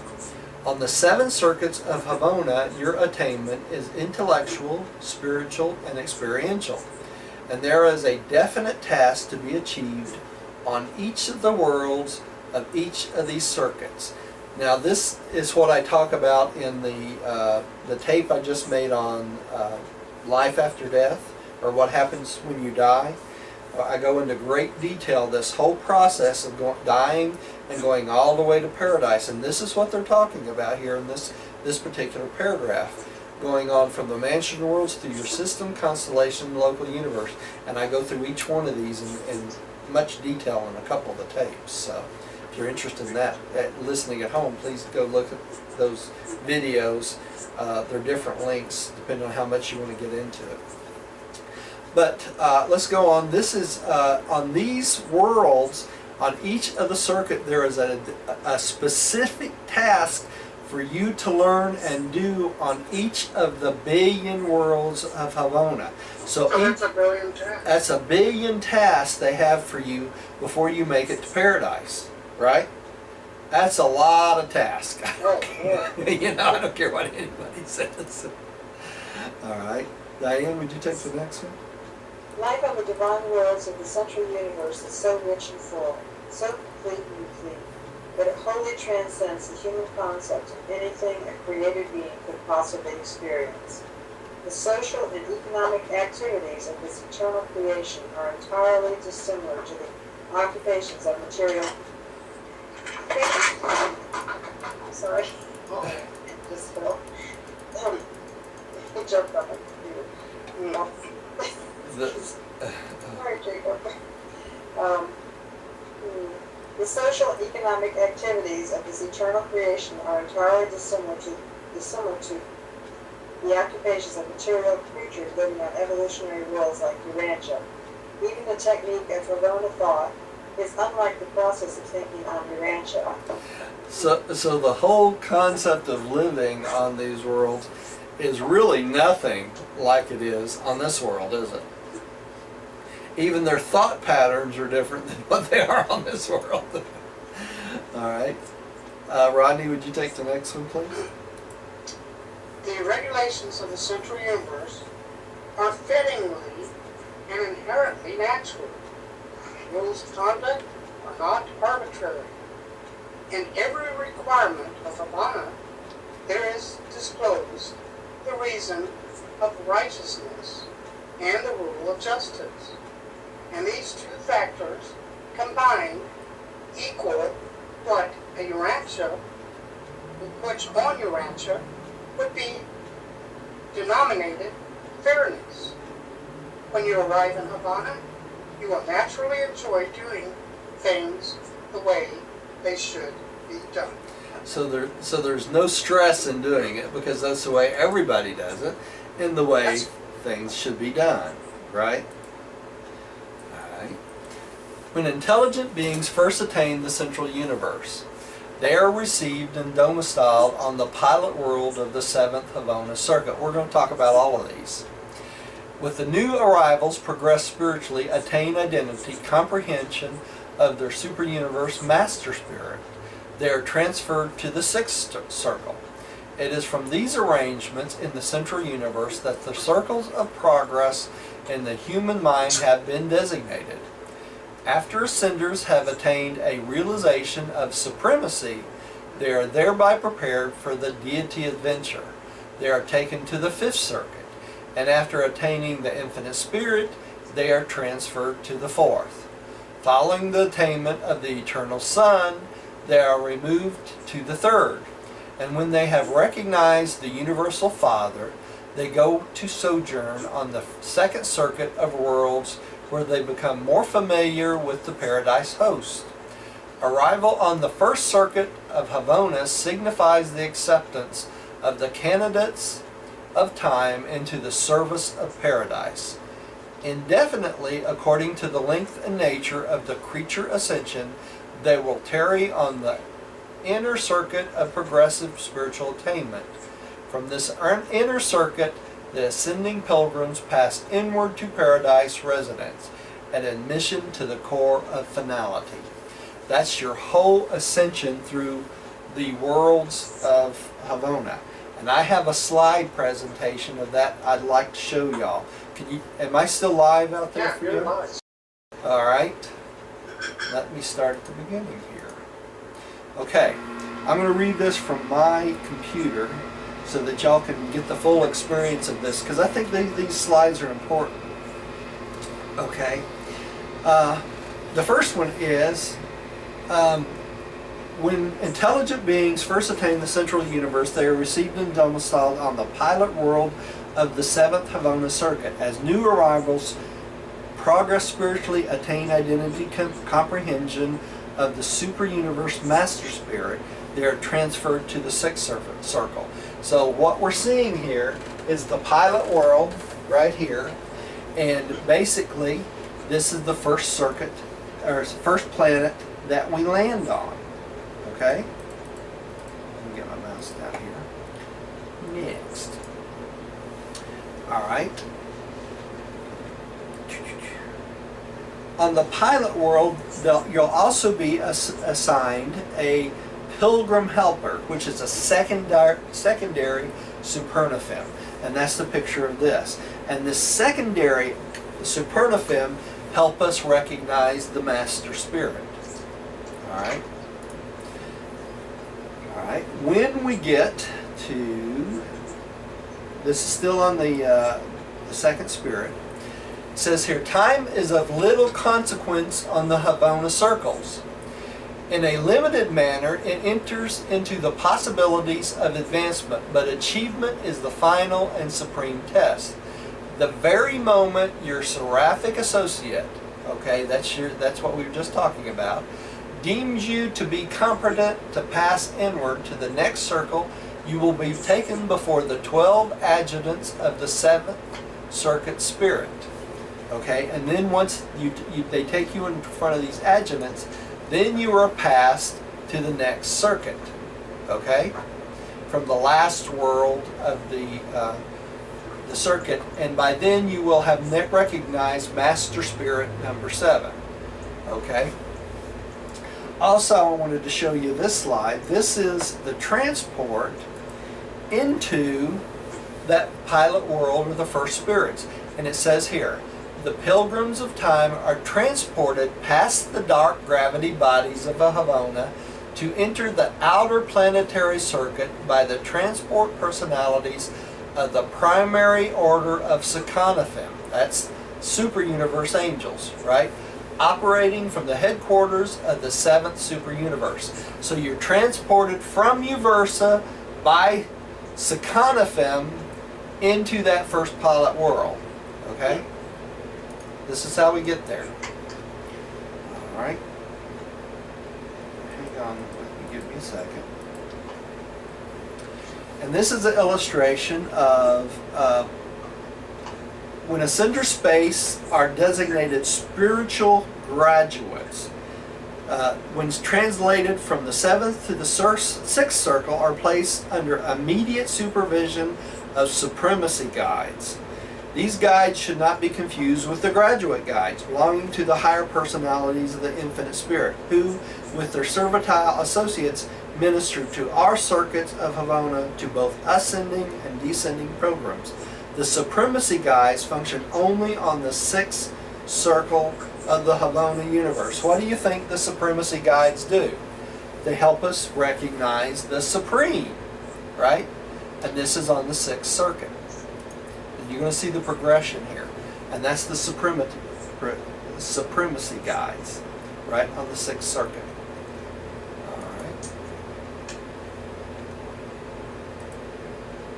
All right. When the supremacy guides deem their pupils ripe for advancement, they bring them before the commission of 70. First you had a commission of 12, right? Now you have a commission of 70. A mixed group serving as examiners on the pilot world of circuit number 6. After satisfying this commission as to their comprehension of the Supreme Being and of the Trinity of Supremacy, these pilgrims are certified for translation to the Fifth Circuit. So after we recognize the Supreme and the Trinity of Supremacy, we're authorized to go to the Fifth Circuit, right? Is this interesting to y'all? Yeah. All right. All right. The Trinity guides are tireless ministers of the Fifth Circle of the Havona training of the advanced pilgrims of time and space. The spiritual guides are here designated candidates for the deity adventure, since it is on this circle under the direction of the Trinity guides that the pilgrims receive advanced instructions concerning the divine Trinity in preparation for the attempt to achieve the personality recognition of the Infinite Spirit. And here, ascending pilgrims discover what true study and real mental effort mean as they begin to discern the nature of the still and more taxing and far more arduous spiritual exertion that will be required, which meets the demands of the high goal set for the advancement of the worlds of this circuit. And this is the Fifth Circuit. So on the Fifth Circuit, we learn about the Paradise Trinity, right? Then we go on, guess what we do next? We have more examinations, right? Does this look like it's a pattern here? The examiners of the Fifth Circuit, we have a finaliter, a director of conduct, which is a supernafem, and a solitary messenger or Trinidad son of paradise. And that's our examiners for the Fifth Circuit. Okay? Alright, let's go on. One more slide. Okay. When a ascender succeeds in recognizing the Infinite Spirit, in the Paradise excursion, they are taken to the pilot world of the Fourth Circuits. Okay? And on this world it says the graduate guide, a Havona servitor, and an ascender prepare to be in seraphim, in supernafemed. Now that we have supernafem that's transporting us, right? To visit paradise. There to meet the Paradise Trinity. However, the majority of ascenders are barely able to intellectually recognize the third person, the Infinite Spirit. Okay? So tonight you're going on all the circuits of paradise here, or of Havona. Okay? The fourth Havona circuit is sometimes called the Circuit of the Suns. From the worlds of this circuit, the ascending pilgrims goes to paradise to achieve an understanding contact with the eternal Sun. While on the worlds of this circuit, the ascending pilgrim achieve a new comprehension and nature and mission of the Creator Sons of time and space. So you can see during these visits, we get more and more understanding of the Son of God, the Infinite Spirit, and the sons of God. Okay? There are 7 worlds of the Spirit on which the reserve corps of the Paradise Michaels maintain special schools of mutual ministry to both the ascending and descending pilgrims. And it is on these worlds that the Michael sons, that the pilgrims of time and space time and the pilgrims of eternity arrive at their first truly mutual understanding of one another. In many respects, the experience of this circuit are the most intriguing of the entire Havana sojourn. And that's a picture of the Michael worlds and the ascending and descending suns meeting on this world, these worlds. Okay.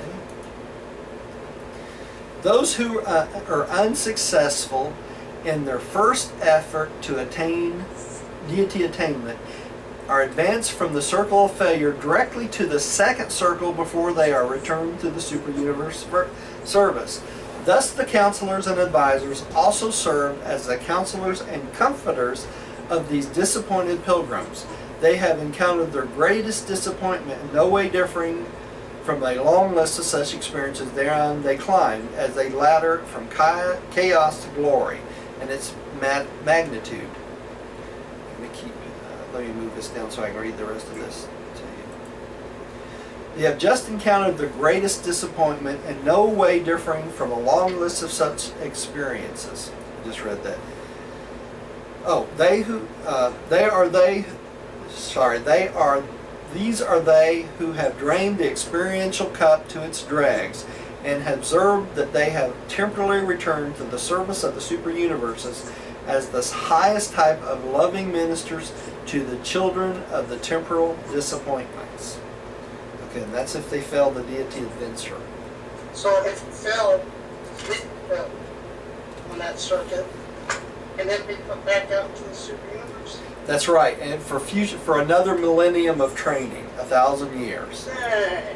Okay, and this is a picture of that going back out into the super universes. All right, I'm not going to go into great detail. I want to go on to the third circuit. You can read that on your own. Okay. The attainment of the Universal Father is the passport to eternity. We're talking about the third circuit now, right? Notwithstanding the remaining circuits to be traversed, it is therefore a momentous occasion on the pilot world of circuit number 3 when the transit trio announced that the last venture of time is about to ensue, that another creature of space seeks entry to paradise through the portals of eternity. All right. When the ascender is ready, the transit trio makes the announcement. And this is a picture of the transit trios. And it says here, when the ascender has obeyed the Father's command to be perfect, the transit trio announces that the ascender seeks entry to paradise. And this is from the third pilot world. Okay?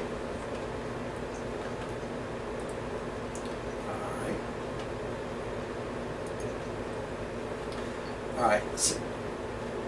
It's really funny. This is interesting. Successful ascenders often wish they could start all over. And understand that. And they'll start it all again.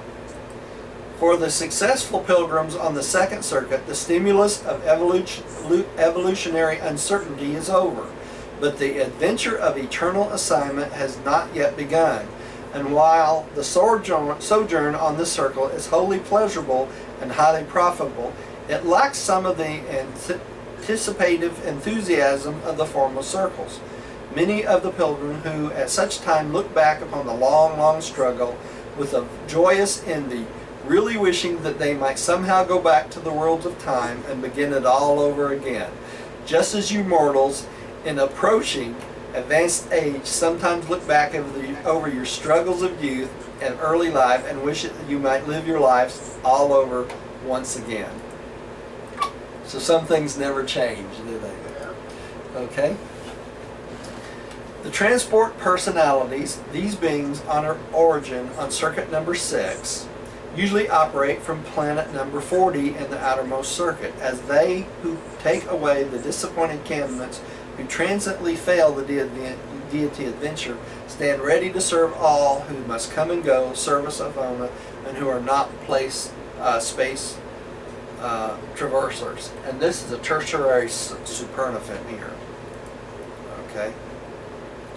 And this is the next slide is circuit number 2, and the counselors that help you get to circuit number 1. All right, and it's so small. Well, let me go back and see if I can read it.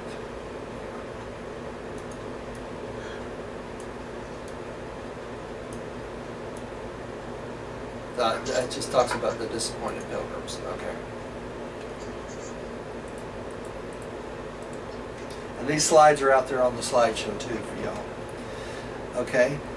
A graduate guide personally pilots their subjects to the inner circle and place them in the custody of the complement of rest. So this is the trip to the inner circuit. We're almost there. Arrival on the first circuit of Havona signifies the acceptance of a candidate of time to the service of paradise, indefinitely according to the length and nature of the creature ascension. They will tarry on the inner circuit of progressive spiritual attainment. For this inner circuit, the ascending pilgrim pass inward to paradise resident and admission to the core of finality. So this is where we jump off into paradise residency, right?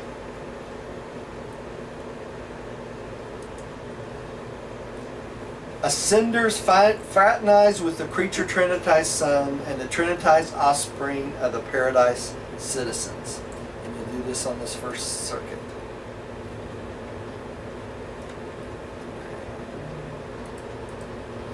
One more. The instigator of rest.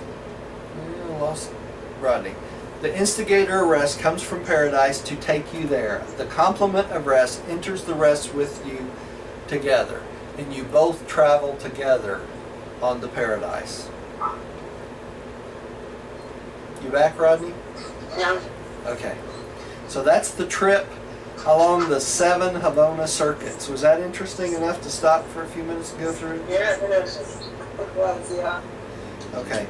I don't believe we're going to make it all the way through this tonight. Doesn't look like it. Would y'all like to break here and take this up on Sunday from this point? Well, if we could finish this last paragraph. Oh, yeah. For the last section, last part, We were just, last section here up to 4 or 5 or 6, whatever it is. Okay. yeah, during your Okay, during the sojourn? Okay, let's keep going here. Hang on, let me minimize this again. Okay. All right, let's keep going. Rodney, would you like to take that? Because I don't remember who was reading. Okay, during your sojourn in Havana as a pilgrim of ascent, you'll be allowed to visit freely among the worlds of the circuit of your assignment. You will also be permitted to go back to the planets of those circuits you have previously traversed. And all of this is possible to those who sojourn in the circles of Havana without the necessity of being in supernafim. The pilgrims of time are able to equip themselves to traverse or achieve space, but must depend on the ordinary technique to negotiate unachieved space. A pilgrim cannot leave Havana nor go forward beyond his assigned circuit without the aid of a transport supernafim. Okay, do y'all understand what they're saying here? They say when you achieve space, you can transport yourself freely from planet to planet. Okay? But unachieved space, you have to have a supernafim to move unachieved space and to go from Havona to paradise, right? So as we go through these circuits and we achieve these circuits, we can move from planet to planet on these circuits ourselves, right?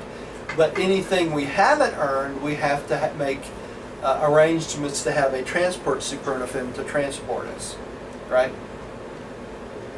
Interesting, isn't it? Yes, it is. Pretty amazing. There's a refreshing originality about this vast central creation.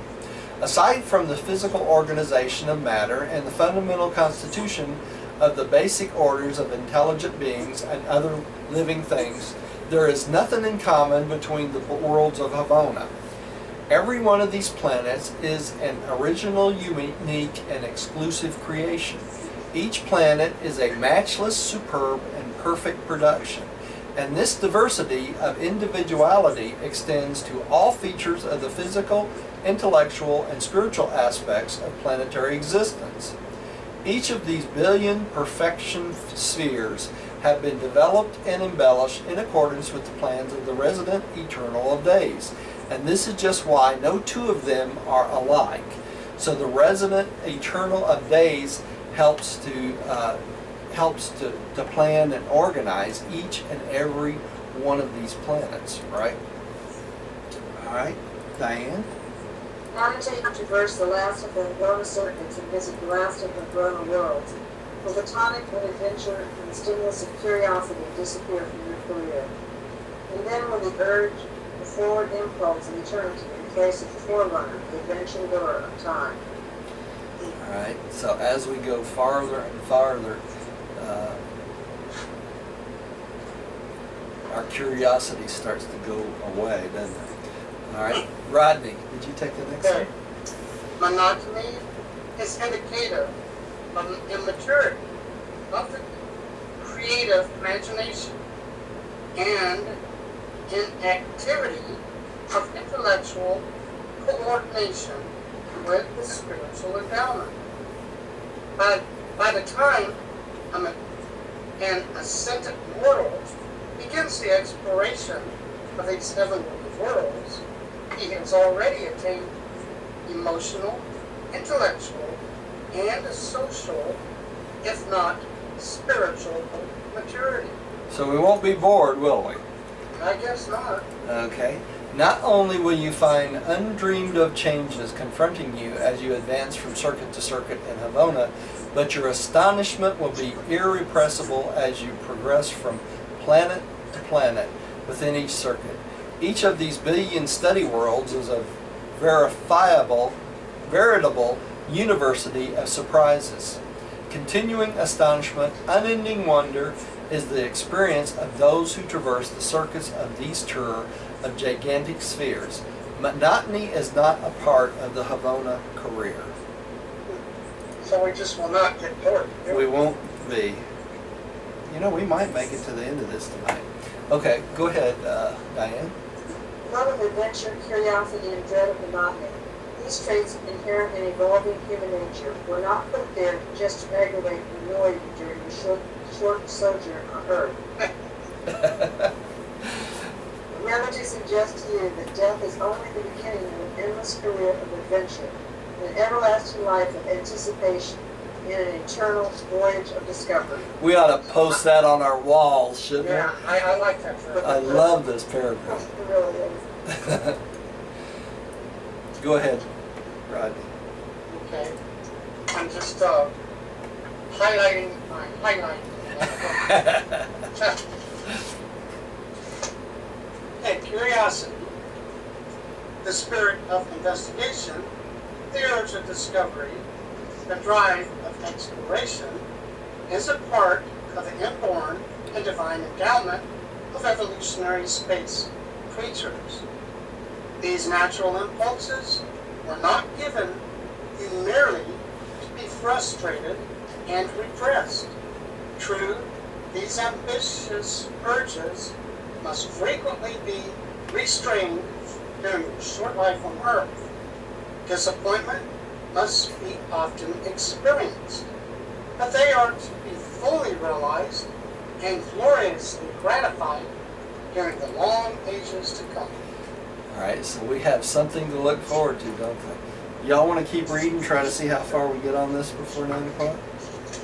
Oh, we could make it to the end. We could make it to the end, I think. Okay, let's keep going. 6. Purpose of the central universe. The range of the activities of the seven-circuited Havona is enormous. In general, they can be described as Havonal, parasitical,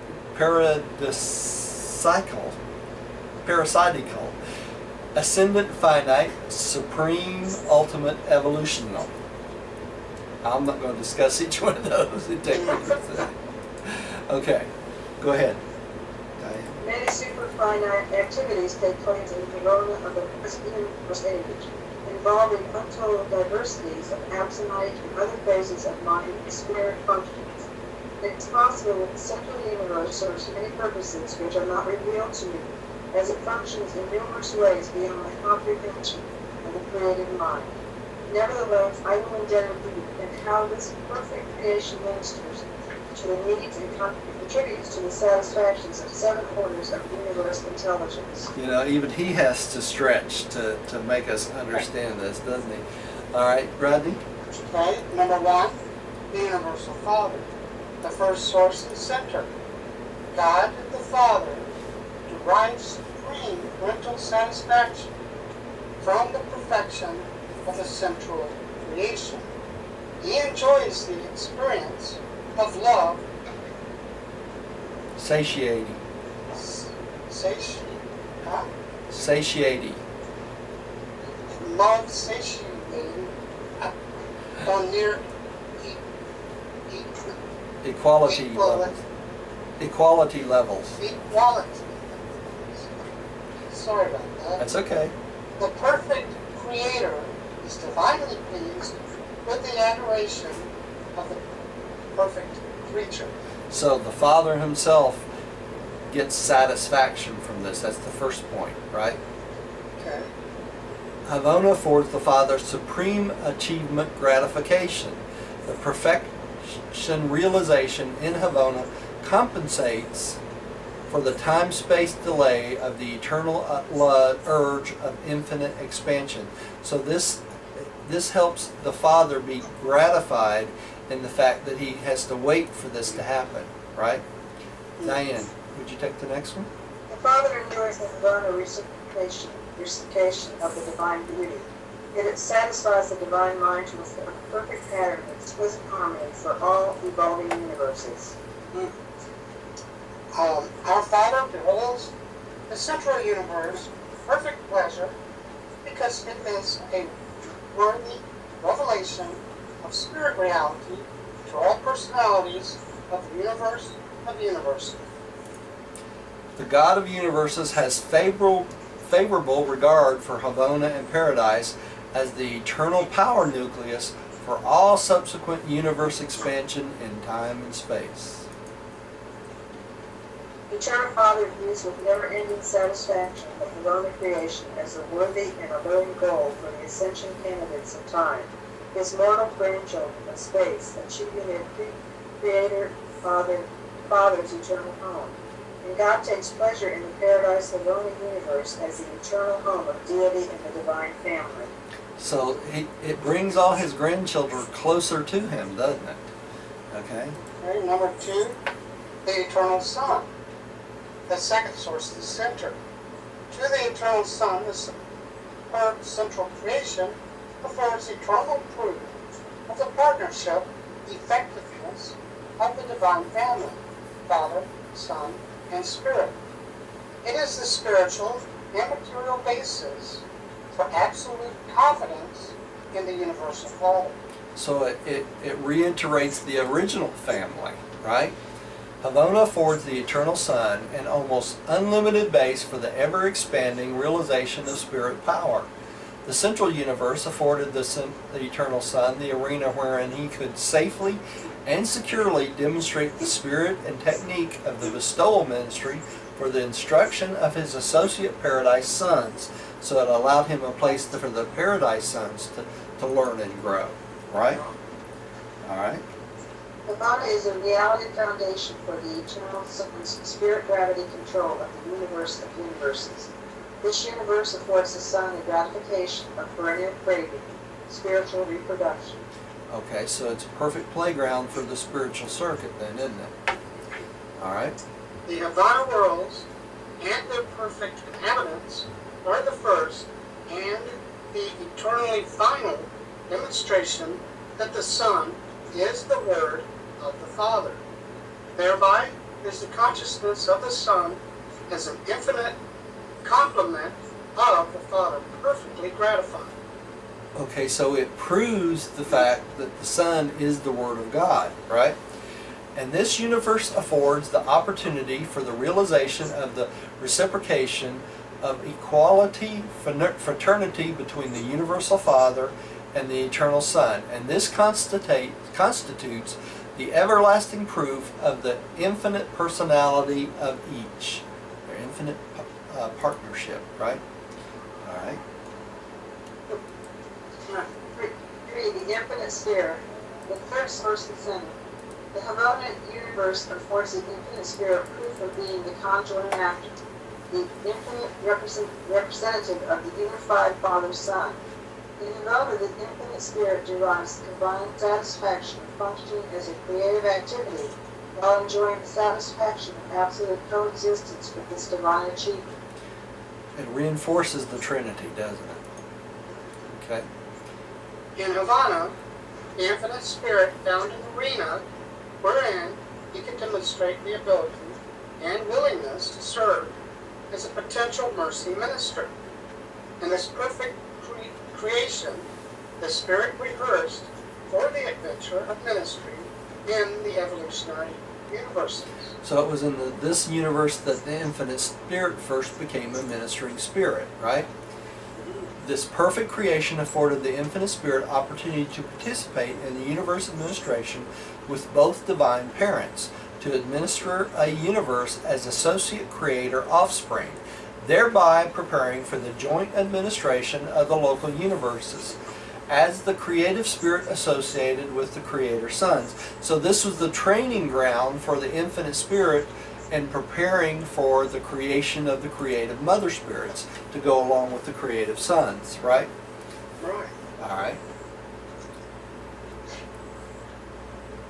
The Diane? Havana worlds are the mind laboratory of the creators of the cosmic mind and the ministers to every future mind in existence.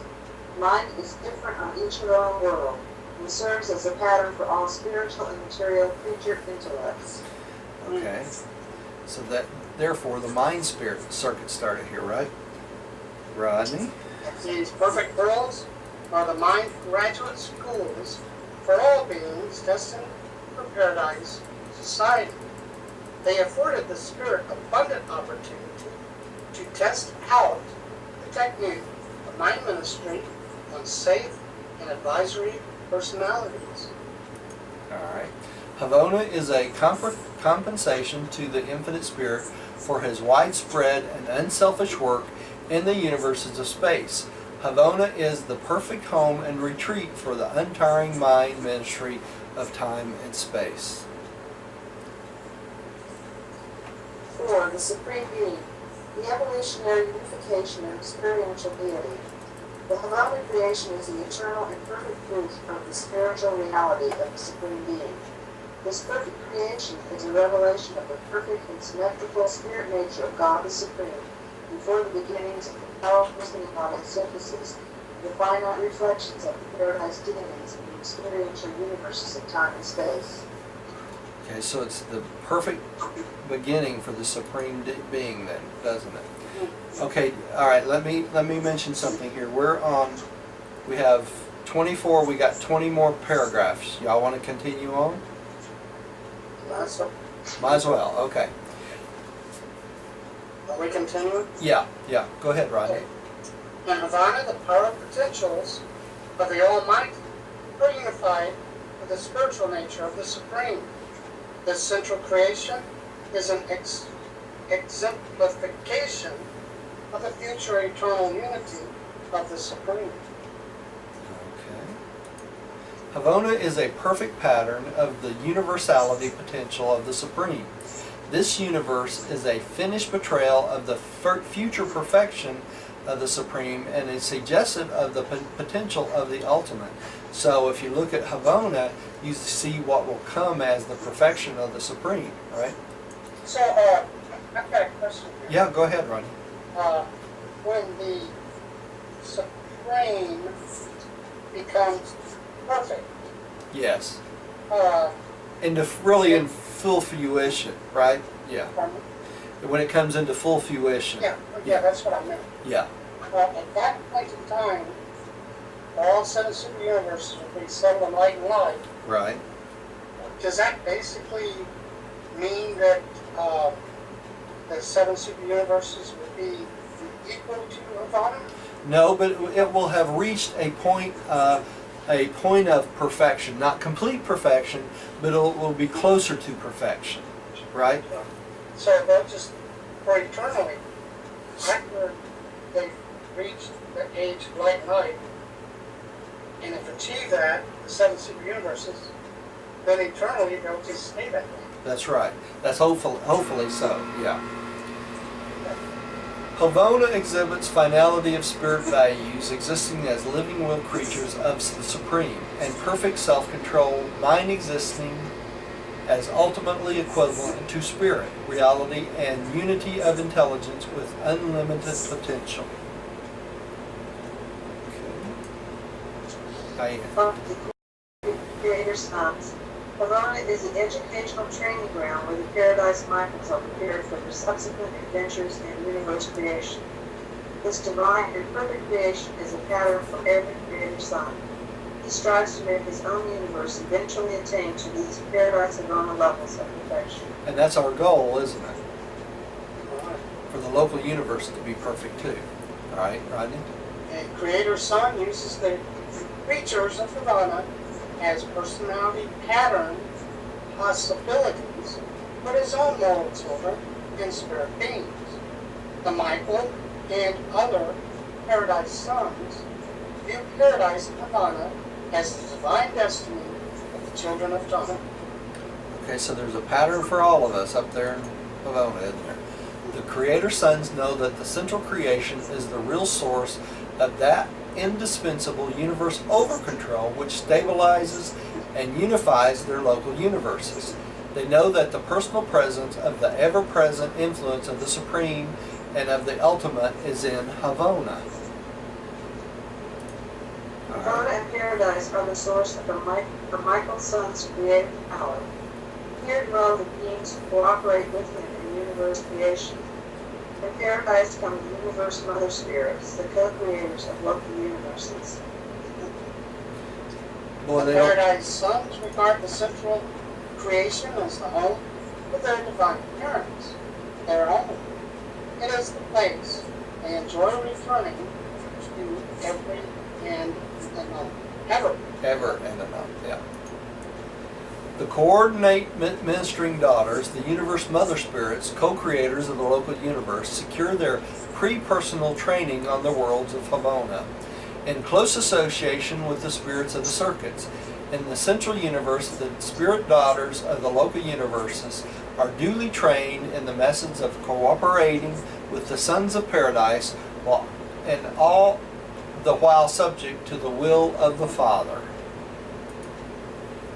On the worlds of Havana and Spirit and the daughters of the Spirit, find the mind patterns for all their groups of spiritual and material intelligences. And this central universe is the sometime destiny of those creatures which a universe mother spirit jointly sponsors with an associated creator son. So they know all their children's going to end up there sooner or later, don't they? Yep. The universe mother creator remembers Paradise in Havana as the place of her origin and the home of the infinite mother spirit, the abode of the personality presence of the infinite mind. So that's their source, isn't it?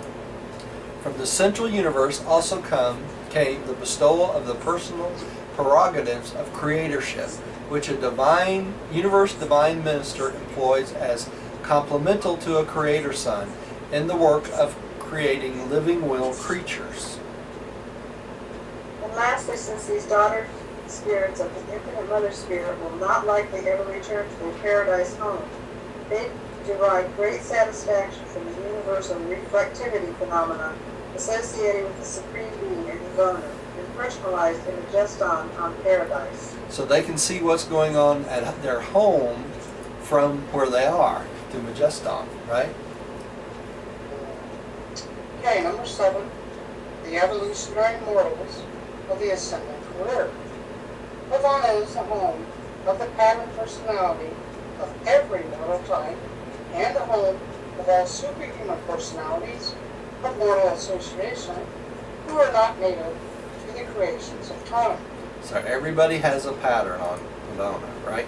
These worlds provide the stimulus of all human impulses towards the attainment of true spirit values on the highest conceivable reality levels.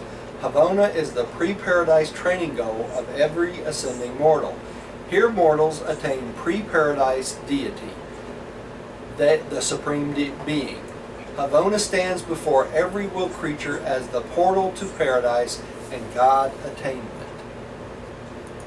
Paradise is the home, and Havona the workshop and playground of the finaliters, and every God-knowing mortal prays to be a finaliter.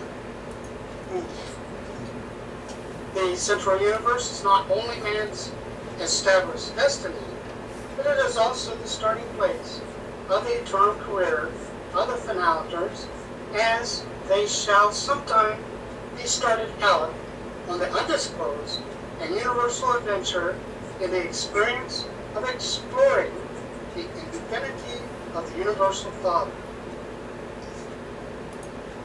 Havona will unquestionably continue to function with absolute significance even in future universe ages, which may witness space pilgrims attempting to find God on superfinite levels. Havona has capacity to serve as a training universe for absentite beings. It will probably be the finishing school when the 7 super universes are functioning as the intermediate school for the graduates of the primary schools of outer space. And we incline to the opinion that the potentials of eternal Havona are really unlimited, that the central universe has eternal capacity to serve as an experiential training universe for all past, present, and future types of created beings. And this was presented by the perfecter of wisdom, commissioned thus to function by the ancients of days universally. So its limit is unlimited, right? In So Havona. the outer space levels, those beings will sometimes, they'll first have to go through the super universe before they get to it. Yeah, so that's what it sounds like anyway. It sounds. It'll be forever the training field for the future. Well, was that an interesting paper or what? Oh, yeah. Oh, yeah. What a journey. What a journey. It really was. It took a little bit longer than 2 hours tonight, but it was worth it, I think. So, listen, I want to thank everyone at home for listening and sticking with us. Let me kill the video and we'll talk for just a second. Thank you for joining us. Please come see us again. God bless you.